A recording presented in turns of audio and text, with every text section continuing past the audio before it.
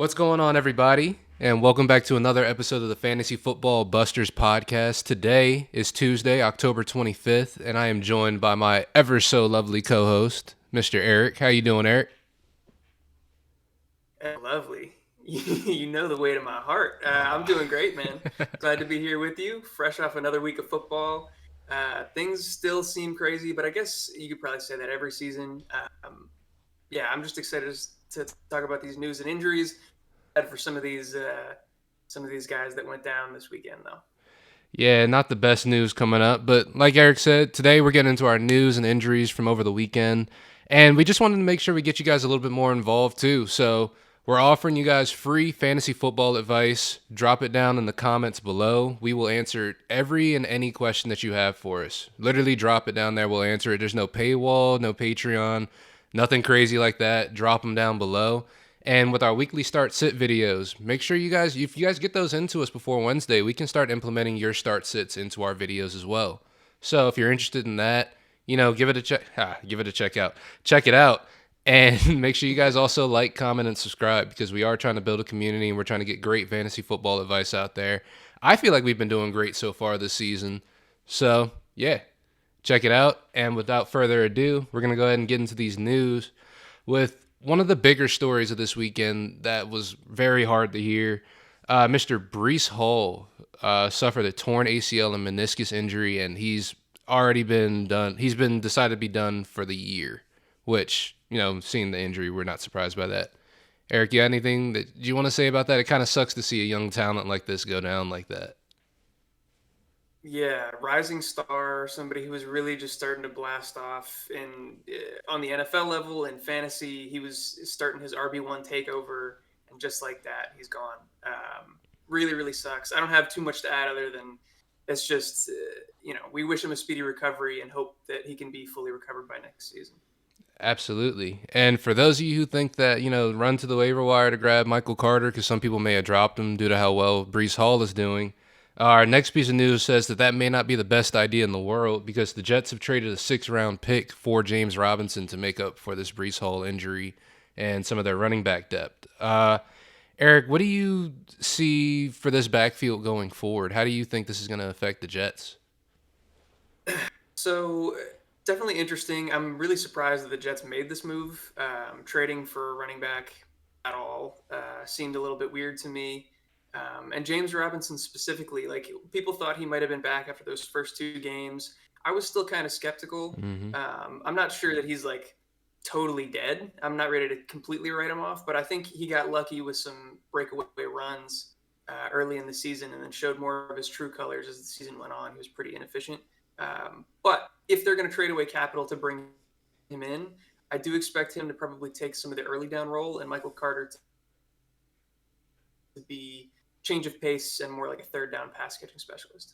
Yeah, and that makes more sense, especially with, James Robinson, at least his style of play this year. He hasn't been nearly as explosive as in the past, just, due to him coming back from that injury. So that makes a lot of sense.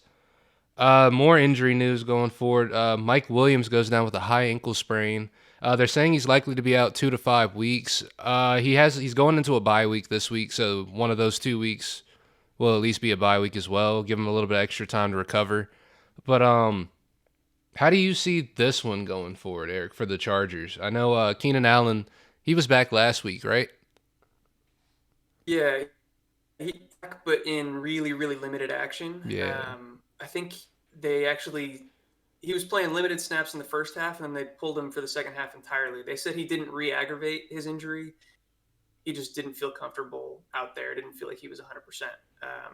But with, like you said, they have a bye this upcoming week, so hopefully Keenan will be recovered and ready to go.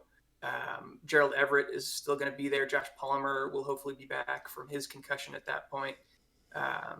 So, Mike Williams is a big part of this offense, and he's, other than Donald Parham, I guess you could make that argument, is like their only big-bodied kind of downfield threat, Mm-hmm. whereas everybody else is mostly underneath. So it's definitely going to take away an important part of this offense, but they're going to get a lot of their other guys back healthy. So hopefully that'll help them out.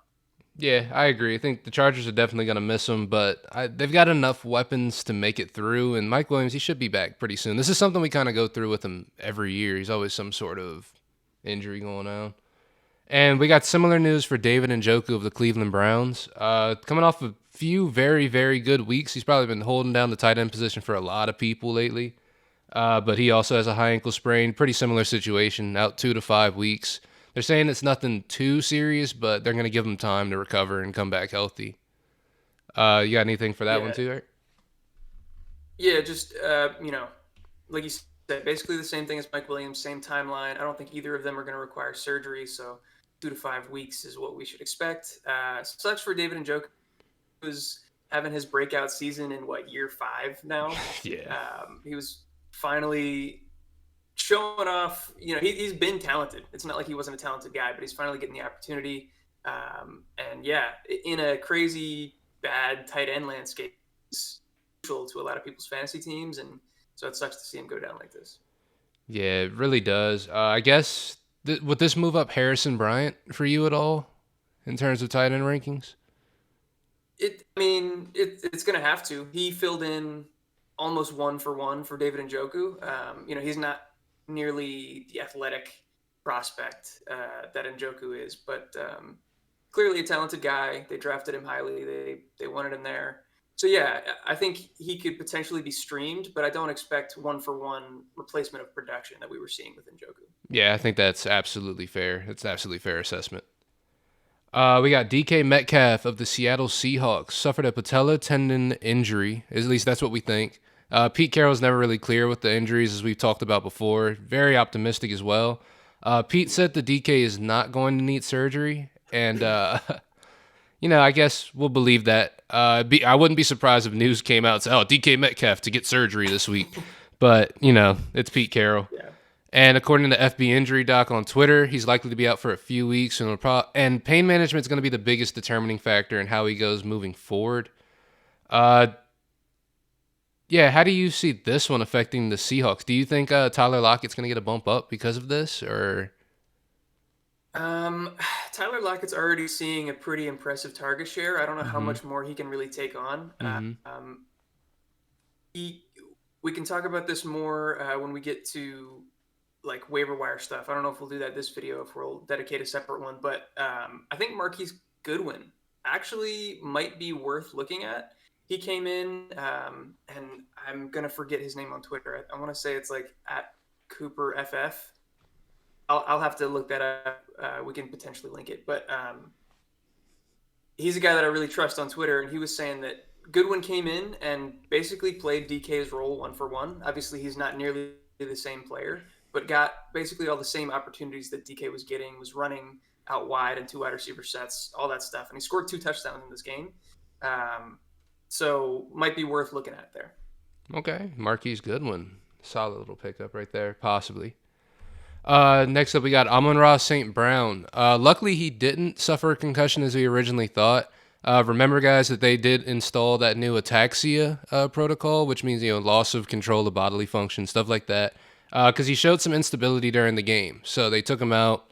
He wasn't allowed to come back in, but he passed concussion protocol, which bodes well for his availability last week or next week. I know a lot of people are missing him because he's been out or hurt or hampered for like the last 3 or 4 weeks. But I think this is a possible, bounce back coming up soon for Amon-Ra St. Brown for the Lions.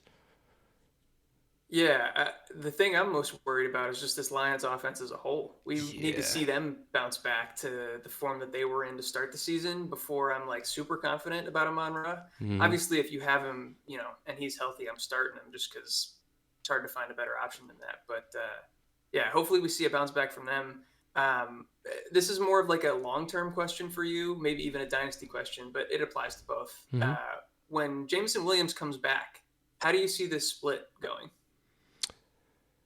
In a world that makes sense, you would think that Amon-Ra St. Brown would keep getting the same volume and looks, but at the same time, Jameson Williams should be a very, very good prospect, and they used high draft capital on him. So I kind of expect Jameson Williams to get a good role, and Amon-Ra St. Brown is going to have to. He's not going to have that 30% target share like he had before. I don't see that happening with Jameson Williams there.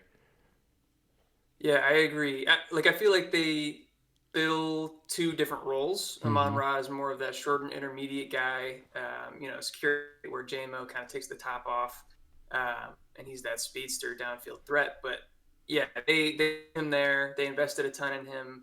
That's something I wanted to bring up as far as Amon-Ra's rest of season value. Oh yeah, for sure. I think Jameson Williams definitely shakes some things up. And I think he's going to help open this offense back up again. But like you said, they've been struggling for the last three, Yeah, 4 weeks. yeah. Next, we got up Debo Samuel hurt his hamstring, and he is considered day to day. Which again, like we said before, we don't really know what that means. We just kind of got to wait to see what the team says. Uh, what do you think about this one, Eric? It was a disappointing day for Debo. I wasn't watching this one super closely. I'm not sure when he suffered this injury. And do you happen to know, or is that? You know, Uh, I watched the game. I didn't see Debo come out at any point, so this may have been something that they yeah. announced afterwards that he was experiencing like some tightness and stuff like that. Okay. So that may have been to blame for his kind of disappointing day. You never really know. But he got outperformed by Kittle and Ayuk. They both looked pretty good. Again, this offense was going through another game script where they were trailing and had to throw a lot. So pass catchers were a little bit inflated compared to what they would normally be. Unrelated to Debo, I'm just excited to see McCaffrey get a full week of practice under his belt and see what he's got going for this offense. Yeah, because he was by and far the best running back on the 49ers this past weekend. Jeff Wilson, he still had a pretty good game. I'm Yeah. not going to take anything away from him, but Christian McCaffrey, I'd love to see him when he gets actually like settled into this offense, because even him just not really knowing what the fuck he was doing and being a decoy out there was still pretty effective, and that's exciting. Yeah. Sticking with the 49ers, Kyle Juszczyk broke his finger. I believe this was on a play where he tried to stiff arm somebody.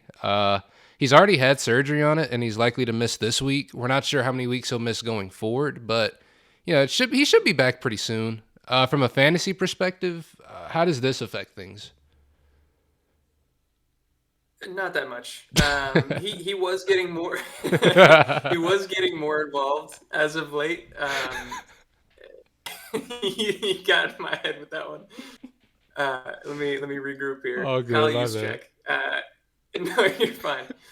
He was getting more involved as of late, especially as a pass catcher. I think I did see this one in game. He broke his finger or dislocated it, whatever it was.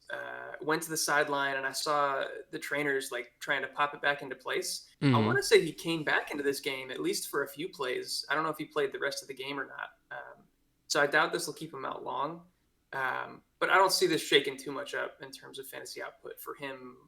Obviously for the week, yeah, but for the rest of the team, I don't think it changes much. Yeah. Hey, Kyle Juszczyk, he's a big part of that offense too. So I'd imagine it affects some things, but yeah, Kyle Juszczyk, broken finger, should be back soon. Big piece for the 49ers, reliable piece for the 49ers. Next up, we got Nico Collins of the Houston Texans is day to day with a groin strain. I know this is one of those soft tissue injuries that we're usually pretty worried about. What do you think about this one? Do we have any idea about like the grade of the sprain or anything like that yet? I don't have any additional specifics or anything like that. We haven't gotten too much word, but Texans just don't want to throw the ball, man. Like Brandon Cooks, even with Nico Collins going down with the groin strain, still couldn't get it done. None of the receivers did anything. It was the Damian Pierce show, and that was it. So I don't know that this matters all that much. That's all I got. Yeah, like outside of Damian Pierce, the Texans are just really bad. Like he's Yeah, been a bright spot on the team, but other than that, nobody else has been super viable in fantasy. And yeah, continuing on with wide receiver injuries, Alan Lazard hurt his shoulder on Sunday. As of now, we don't really know much more than that. The team's reporting it's saying it's not that serious, and they're just going to see how it goes in practice this week, see if they can ramp him back up. yeah, This is to me, this is a pretty big blow to a Packers team that's already hurting in a lot of ways. Just lost to the Commanders, which, if that says anything to you, you know. But at the same time, Alan Lazard, big blow to the Packers. What do you think about this one, Eric? Since they lost Randall Cobb already as well. yeah. Rob with a high ankle sprain, he's gonna miss more time. Hopefully, Alan Lazard comes back this week. He's been a vital part of this offense. He's been their go-to guy, and he's been doing pretty well for fantasy too. So we're losing a fantasy producer if he misses any time. But yeah, this offense as a whole has just been abysmal, dude. It's been bad. Yeah. Romeo Dobbs, who we thought was, going to pop off, he had a couple good games, has really crashed back down to earth and got a goose egg this week. Yeah. It was rough out there. It sounds like the Packers are in the market at the trade deadline for a wide receiver, so we'll see if that comes to fruition. Yeah, hopefully, because apparently there's some teams out there that are selling. Looking at you, Packers and Panthers. DJ Moore. Let's make it happen. Yeah, you just hate to see a Hall of Famer like Alan Lazard go down like that, man. And it's Yo,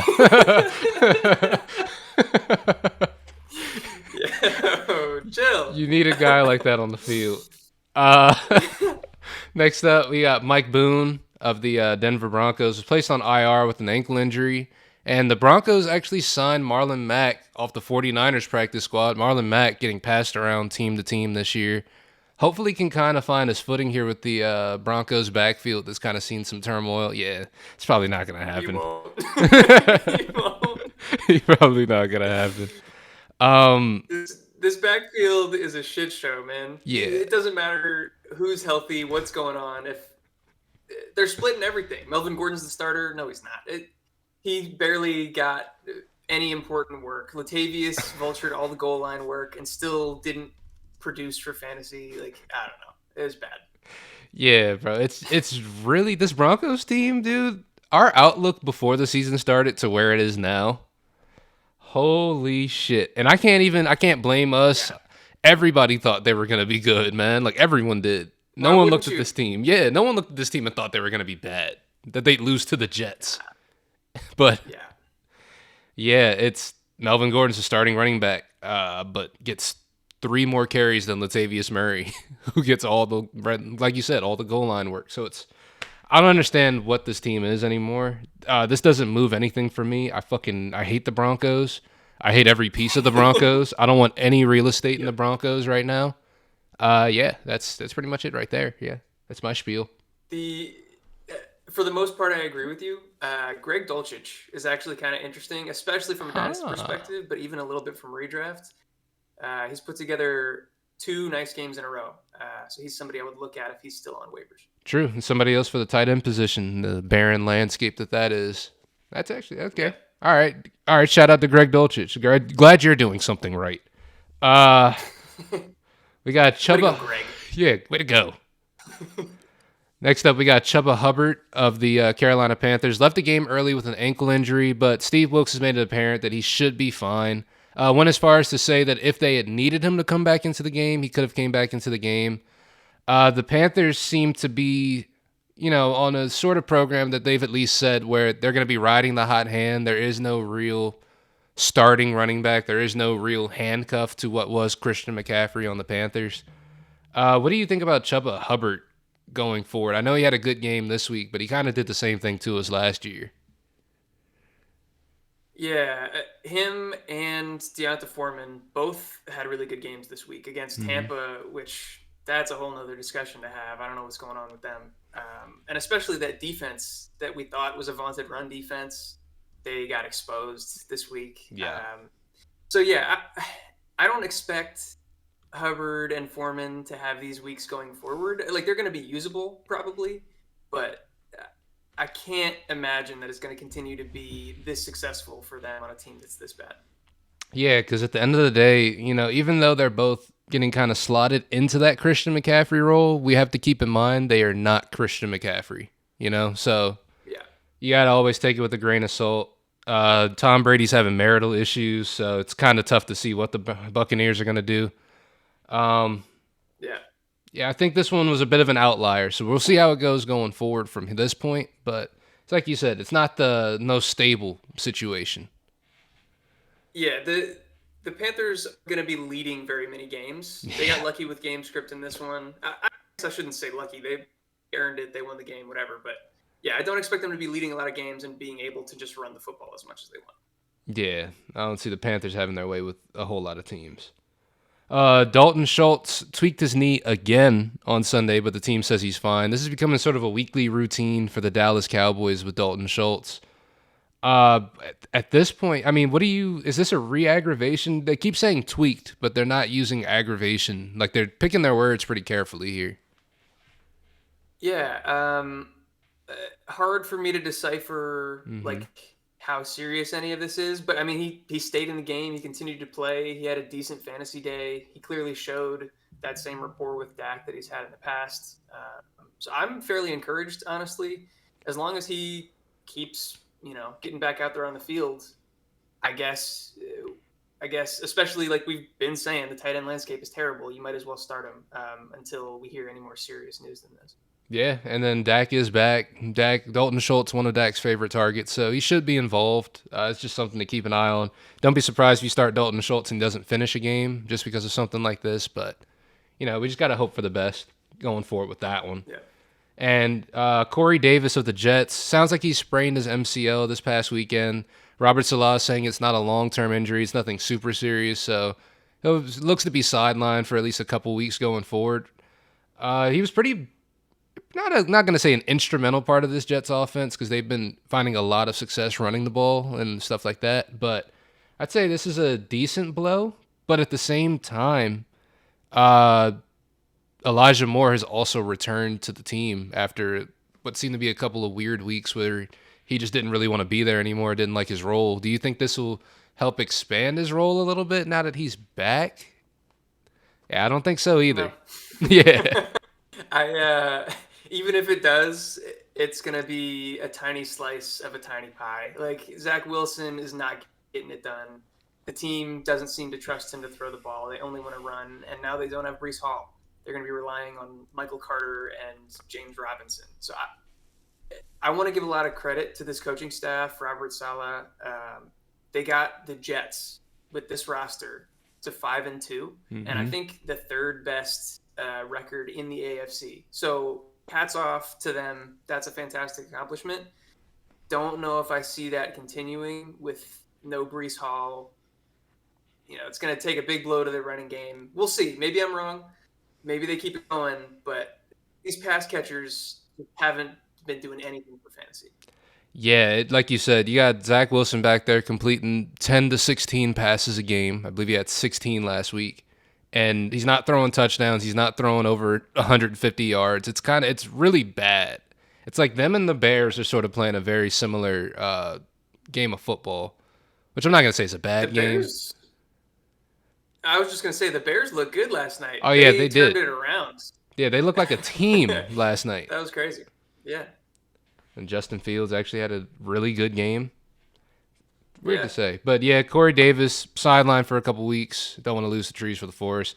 And with this news right here, bro, I thought that this was the moment. I thought this was the time. I thought this was it, bro. But I think we gotta wait a couple more weeks. I said by week 10, I believe. It may be You a little did. bit Yeah. later. I don't know. But Ryan Tannehill rolled his ankle. Malik Willis checked into the game for a little bit, but Ryan Tannehill was able to return back. I don't think Malik Willis never didn't even get an opportunity to throw a pass. That's how soon Ryan Tannehill was able to get back into the game. And the Titans Yeah. expect him to play next week as well. I'm a little sad. Also, I'm not. Look, look. I don't want Ryan Tannehill to get hurt. I don't want that to be the reason why Malik Willis gets his Yes, start that he you deserves. do. Listen, Don't lie. listen. I'm just not gonna say it on the record. But I thought this Bro, was the time. did you see Ryan Tannehill try to sabotage Malik Willis? No, what'd he do? Dude, so they lined up both of them in the game.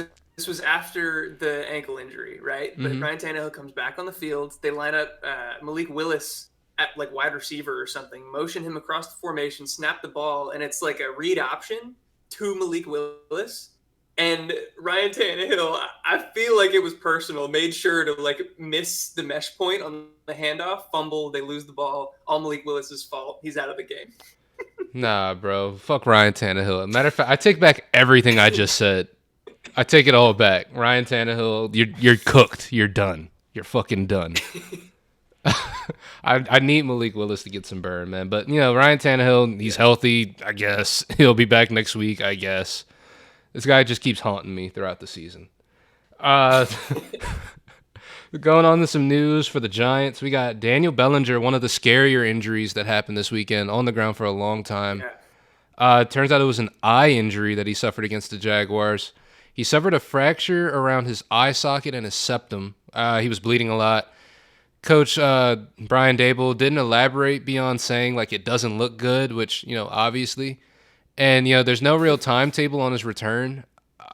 I don't know, man. Usually with stuff like this, you got to get like reconstructive surgery because this is a weird part of your body that doesn't heal super correct. Like you can't put a cast on your face, So it's Yep. I don't know how this one goes going forward because I've never seen anything like this at the NFL level. Like, do you have anything for this one? Not as far as timeline. I have Yeah, no idea how long he's going to be out. It could be season ending. He could be back in a couple weeks. No idea. I'm not going to try to speculate on that. But man, this was a freak injury. yeah. I think what happened was he caught a ball. He turned upfield. The defender, I want to say, was trying to punch the ball out, and like Daniel Bellinger kind of tucked his head, and legit just crazy fluke. The guy's whole hand made it through like the gap in his face mask, hit him straight in the face, Jesus. and the he was bleeding a lot, dude, out of his eye. I didn't know what was going on. It was scary. It was No, really that's scary. that's insane. I had no idea. That's actually Yeah. yeah, that's crazy. Damn. But Yeah. yeah, Daniel Bellinger. We got no idea how long he's going to be out. Praying for a speedy recovery and a good recovery for him. Praying that all that goes well. It's Yeah. just it's just not. You hate to see stuff like this. And then sticking with the Giants locker room, we've got Wandale Robinson. He also got hurt in this game.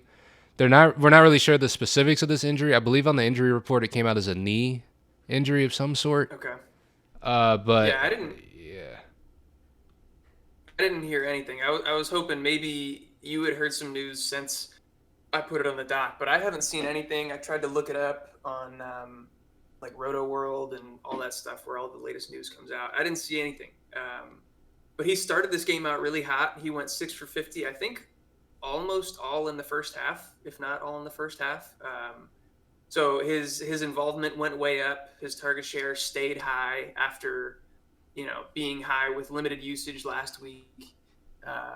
So just unfortunate that he had to leave the game early. He could have really blown up this week. yeah, and I think it's gonna end up being something where he is gonna get back pretty quick, hopefully. Since they haven't really Yeah. disclosed it, but we'll see starting soon. Practice will be, starting up tomorrow for the week, and we'll start to get more actual reports coming in. And up next, we got Elijah Vera Tucker tore his tricep, and he is done for the season. Uh, this isn't one I really know a whole lot about, to be honest with you. Eric, do you want to elaborate on this one? So Elijah Vera Tucker, I believe, is the starting left guard for the New York Jets, Right. Okay. and was a vital part of this offense. Was a really good blocker. They drafted him last year, I want to say, and yeah, he's been a bright spot. So for him to go down, it's going to be tough to replace. And I should have put this with the other Jets news that we were talking about, but yeah, another big blow to that running game, which has been what they've been relying on to win games. So could be a tough road ahead. Yeah, and then going back to the Giants, Evan Neal went down with an MCL sprain that is likely to keep him out for 4 weeks. It's just another blow, to be honest with you. Do you have anything that you want to elaborate on this one as well for Evan Neal? Not too much. Just that it was definitely encouraging that we found out it was an MCL sprain. I think when he initially went down, people were nervous for something more serious. Thought it might have been an ACL. There was a lot of speculation that he could be done for quite a while. But to hear that it's an MCL sprain, he won't be lost for the season. That's definitely positive news for fantasy in this running game, but just for the Giants as a whole. Yeah, definitely agree. And hopefully, another speedy and quick recovery. Hopefully for the best for all these guys, honestly, except Ryan Tannehill. And then up next we got Matt Ryan, who we got some confusing news about yesterday, which I guess the Colts are a very outspoken team. I kind of fuck with it, but I also don't at the same time because I can't imagine how these players feel when shit like this happens. Yeah.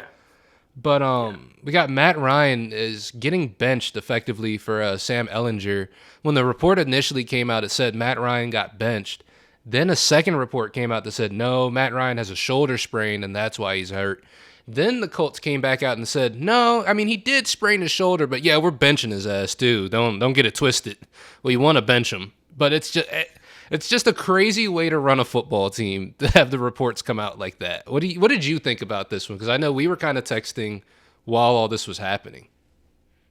Yeah, we were like live on the scene with this one. It seemed Yeah. like it was going back and forth. I mean, y'all know how I feel about Matt Ryan. This guy fucking sucks. I don't know how he got a job in the NFL. I don't know how people thought he was better than Carson Wentz. Carson Wentz also sucks, but fuck Matt Ryan. Fuck them both. They're terrible. Get him out of the league. So thank you, Colts, for benching him. God damn. End of my rant. God. It was wild, right? They say he's benched. Colts, savages, twist the knife. And then we find out shoulder injury. Like, you could have just come out and said he's hurt. We're putting in somebody else. Could have lessened the blow. And then they twist the knife even harder. And they're like, nah, man, don't even matter that he's hurt. He would have been benched regardless. Yeah. They're sad over there in Indy, man.